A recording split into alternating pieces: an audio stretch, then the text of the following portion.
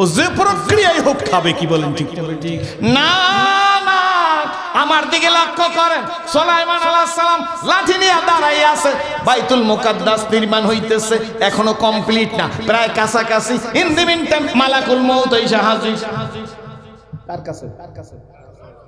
উনি রাষ্ট্রপ্রধান, উনি নবী। ডাক দিয়া বলে, পয়গম্বর রাজি হইয়া যান, রেডি হইয়া যান, অ্যাটেনশন প্লিজ। বলি কি বলি পয়গম্বর সুলাইমান আলাইহিস সালাম বুঝা ফলাইছেন এইটা আজরাইল, এর সাথে কথা বইলা কোনো লাভ নাই গো। ইনি হইলে আল্লাহর হুকুমের গোলাম। আজরাইল কি? কিছু পয়সা পাতি দিলে ম্যানেজ করা যাইবে নি? মাননীয় প্রধানমন্ত্রী পারবে?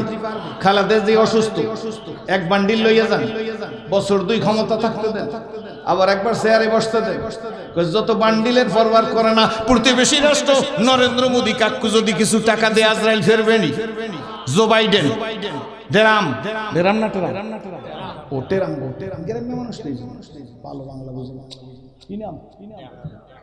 শিক্ষিত মানুষ এই যে ট্রাম্প কইছে। আমিও তো W Bush, George Bush, senate president.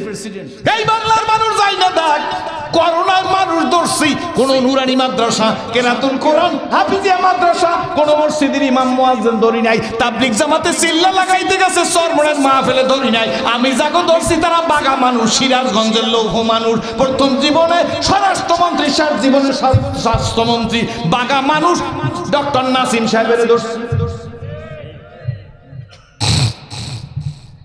আমার মাস্টার দাম ছিল 5 টাকা।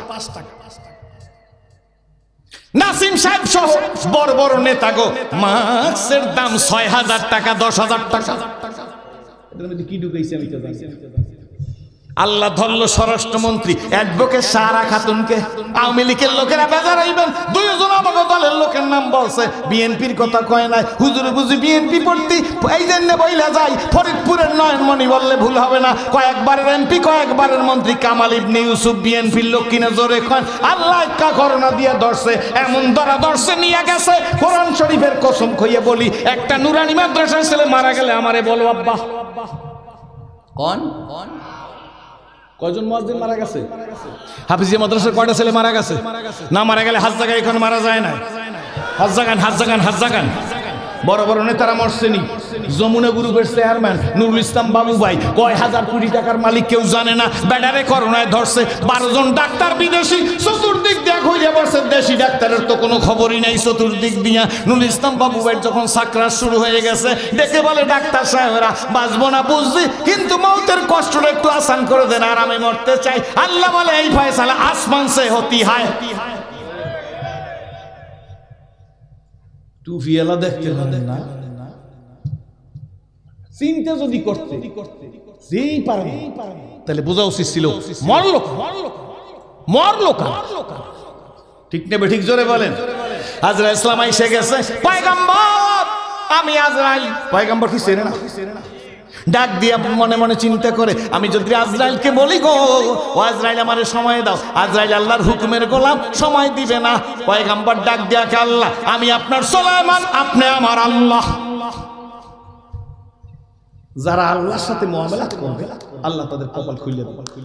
ছেলের অসুখ আল্লাহ, মেয়ের অসুখ আল্লাহ, মিথ্যা মামলা করছি আল্লাহ, জঘন্য অপরাধের মধ্যে জড়িত হয়ে গেছে লোকটা আমারে ইনস্টল করে। আসেন নাই হুজুরি ওয়াজ করে কারা বলতে পারেন?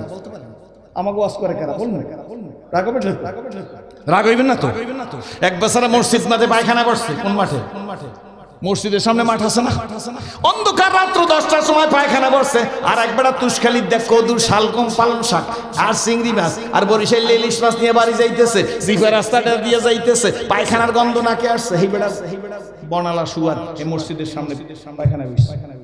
এই বেটারে দেখে নাই পায়খানার দুর্গন্ধ নাকের মধ্যে ধাক্কাতেছে, বেটায় দুর্গন্ধ পাইয়া কয় ওই যে বেটা বাজার লইয়া যায়। বুঝছেন নি? আপনার মনে বুঝতেছেন না? সুগন্ধ পাইয়া না দুর্গন্ধ পাইয়া? কোনটা? দুর্গন্ধ পাইয়া তুক পালাইছে। যেই বেটা মসজিদ মাঠে পায়খানা করতে পারছে, সেই বেটার মেজাজ খারাপ হয়ে গেছে। ডাক দিয়া কয় পায়খানায় বসছি দেখে তোরে কিছু বললাম না, নাহলে বুঝাই দিতাম মসজিদ মাঠে স্যাপ ফালাও কেমনে। যে পায়খানায় বসছে হ্যার কোনো দোষ নাই, হ্যার পায়খানার দুর্গন্ধে ভাইজানের মুখে চাপাইছে ফালাইছে, কারণ এই বেটার মাল। কি বলেন ঠিক নেবে? ঠিক নেবে? এই অবস্থা চলছে কি চলে না? গরবামিরো সাগজিরো মুর্শেদা দাওয়া কুনাত ইসুনিয়ার কানে দৌলত মুলকেরা বয়রা কুনাত কুকুরের বিয়া সরে বাজায় ডোল। কথা বলছেন না? সুলাইমান হাসান ডাক দিছে আল্লাহ, ডাক দেন ইয়া আল্লাহ, আরো জোরে বলেন ইয়া আল্লাহ। সুলাইমান আলাইহিস সালাম ডাক দিছে ইয়া আল্লাহ, আমি তোমার সুলাইমান, তুমি আমার আল্লাহ। আল্লাহ গো, আজরাইল পাঠাই দেছো, আমার নিয়ে যাইবে গো আল্লাহ, এতে কোনো সন্দেহ নাই। না আল্লাহ, যাওয়ার জন্য প্রিপেয়ার প্রস্তুত, কিন্তু বলো গো আল্লাহ, আমার যদি নিয়ে যাও তোমার এই মসজিদে আকসাকে নির্মাণ করবে। আল্লাহ ডাক দিয়া বলে সুলাইমান, মসজিদে আকসাকে নির্মাণ করবে এটা তোমার ব্যাপার না, তুমি মনে করো না আমি আল্লাহ সুলাইমান নবীর মুহতাজ। বুঝছেন? কিন্তু আমি আল্লাহ এই মসজিদ কারে দিয়ে বানাবো এটা আমার ব্যাপার, তুমি সুলাইমানের ব্যাপার না। সেরাজি তোর হাতে হেদায়েত না, পিসাব তোমার হাতে হেদায়েত না, হেদায়েত আমার আল্লাহর হাতে। আমি ভারতের ডক্টর শিবশক্তিকে হেদায়েত দিয়া ইসলামুল হক বানাইছি। আমি সেরাজির মতো জাহান্নামের আসামির গলায় কোরআনের রশি দিয়া আল্লাহ কলেমা পড়াইয়া আজকের কুশখালী ঈদগামার সংলগ্ন এই স্টেজে প্রধান অতিথি হিসেবে বক্তৃতা করাইতেছি। এই যে আমার খেলা, তোরা কিচ্ছু বুঝবি না। আমি আল্লাহ, আমি আল্লাহ, আমি আল্লাহ, হুয়াল হাইয়ুল কাইয়ুম। খুশি না বাবা?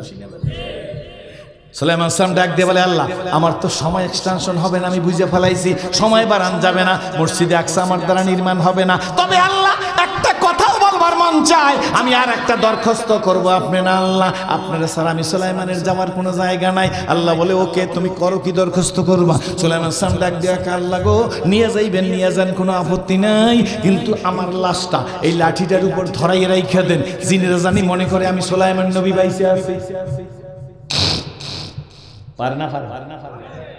হায়াত বাড়াইলেও আল্লাহ বাড়াইতে পারতাম। আল্লাহ ডাক দেখা সুলাইমান মতলব কি? আল্লাহ আমাকে লাঠির উপর যদি লাশটা রাইখা দেন, আমার আপনি নিয়ে যান, রুহুটা নিয়ে যান, জিনেরা মনে করবে আমি সুলাইমান নবী বাইসে আছি। এই চিন্তা করে তারা তাড়াতাড়ি কাজ করবে। আল্লাহ বলে প্রথমটা তোমার নাকচ, দ্বিতীয়টা তোমার কবুল হয়ে গেছে, তোমার আমি নিয়ে যাব। লাশ এই লাঠির উপর দাঁড়াইয়ে থাকবে, লাশ দাঁড়াই রয়েছে, সুলাইমান নবী তাকাই রয়েছে। সুলাইমান তাকাইছে না লাশ তাকাইছে? জিনেরা তাকাই কয় সুলাইমান নবীর অবস্থা দেখো, খায় না, ঘুমায় না, গোসলে যায় না। আমাকে দিক চাই রয়েছে, কাজে ফাঁকি দিও না, তাড়াতাড়ি কাজ কমপ্লিট করো। জিনেরা তাড়াতাড়ি কাজ কমপ্লিট করছে। কয়দিন লাগছে পরে বলবো, কাজটা কমপ্লিট হয়ে গেছে। চিফ ইঞ্জিনিয়ার ফাইল নিয়ে সুলাইমান নবীর কাছে আসছে, আলতারাস লাগাইছে, তালা লাগাইছে, রং করছে, চুনকাম শেষ, যেখানে যে রং লাগে, টয়লেট কমপ্লিট, দরজা জানলা কমপ্লিট, বার্নিশ কমপ্লিট, সব ওকে হইছে। সিগনেচার করিয়া চিফ ইঞ্জিনিয়ার সুলাইমান নবীর লাশের কাছে এসে কয়, বাদশাহজি গো, পয়গম্বর গো, বাইতুল মুকাদ্দাস অল কমপ্লিট, আমি চিফ ইঞ্জিনিয়ার সিগনেচার করছি, আপনি বুঝ জানেন, বলবার পারে নাই। হযরত সুলাইমান নবীর লাশটা ঢইলে পড়ে গেছে। একটা চিৎকার দিছে চিফ ইঞ্জিনিয়ার, হাকিম সাহেবরা কই গো, সুলাইমান নবী বুঝি মারা গেল? মারা গেল না গেছে? মারা গেল না গেছে? হাকিম সাহেবরা আসছে, হাকিম সাহেবরা সুলাইমান নবীর হাত ধরে কয়, কাজ হয়ে গেছে। আজ না 1 মাস আগে না, 2 মাস আগে না, 3 মাস আগে না, 4 মাস আগে না, 6 মাস আগে না, আজ থেকে 12 মাস আগে এই দিনে এই সময় সুলাইমান নবীর আল্লাহ কলস করিয়ে নিয়ে গেছে।